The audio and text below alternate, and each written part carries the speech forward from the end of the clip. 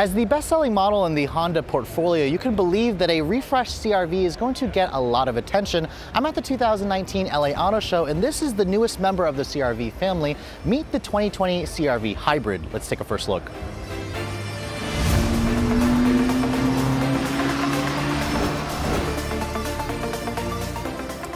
Now, the CR-V Hybrid is the first ever hybrid version of a Honda SUV here in America. And as you can see, Honda quickly borrowed from the Accord Hybrid when it came to the CR-V Hybrid's powertrain. Unlike the base 1.5 liter engine, that's right, I said base because the 2.4 is gone, this 2 liter naturally aspirated Earth Dream Cycle 4-cylinder is paired with a 2-motor hybrid system just like the Accord to produce 212 horsepower. Now, that is about 22 more than what you get in the standard 1.5, which offers 190 horsepower. Now, of course, Honda doesn't disclose the torque, but they are saying that the fuel economy of this model will be about 50% more versus the gas-only CR-V with its 1.5. Now, if you do the math, you should get around 40 mpg. Now, 40 is the magic number because remember, this is going to compete with things like the Toyota RAV4 Hybrid and the Ford Escape Hybrid. Now, this only comes with all-wheel drive, and it's paired with a specific special CVT to deal with the transfer of the power.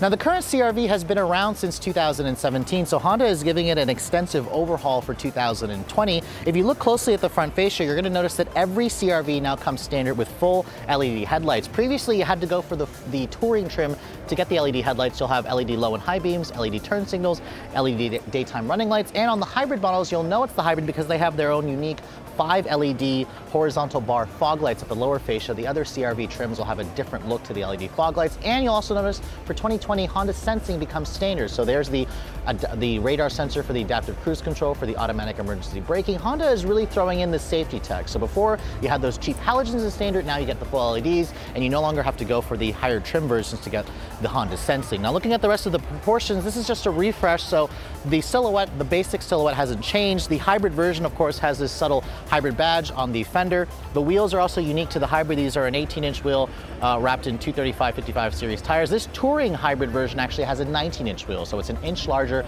versus last year. They're also riding on 235 width tires. I think the wheels look good. I'm glad that Honda decided to put a 19-inch wheel on this vehicle because it fills out the wheel wells better, and I also like the design of the wheels. They look a lot better versus the pre-refresh models, which kind of looked a little bit like an octopus, if I remember correctly. Now, looking at the back, the changes are a little bit more subtle. I don't really notice that many changes to the rear. The taillights remain the same.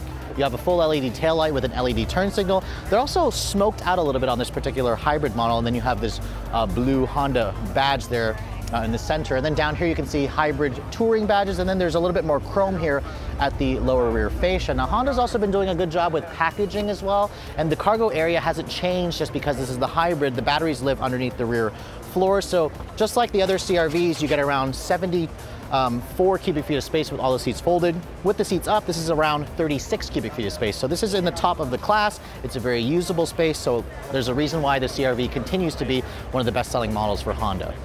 Now, on the inside of the CR-V Hybrid, the changes are pretty subtle. Most of the changes you're going to find are on the outside of the vehicle. On the inside, the CR-V didn't really need too much in terms of changes. The basic layout remains the same. There's a new instrument panel here that's unique to the hybrid that shows like a charge and power monitor. The steering wheel, it's basically the same. It has a new heated steering wheel function that you get with the touring trim. The infotainment system hasn't changed. This is still the 7-inch Honda Link infotainment system. Unfortunately, it's not the new one that you find in the Accord and the updated Passport, or the new Passport and the Pilot. So this is the old system, but it still includes Android Auto and Apple CarPlay. There's a new gear shifter selector here for the eCVT, so it's got that new push-button transmission selector. You have the Eco, Sport, and Full EV modes when the battery has enough charge. And then I'm also seeing a new wireless charging pad here, which is nice. You have 2 USB ports, cup holders, a lot of storage here. The one thing about CR-Vs that people love so much is the seating position. The seats are very comfortable. You can see everything when you're sitting from behind the driver's seat. You have a nice commanding view of the road, and it also feels very open and airy, so the traditional strengths of the CR-V have not changed for 2020.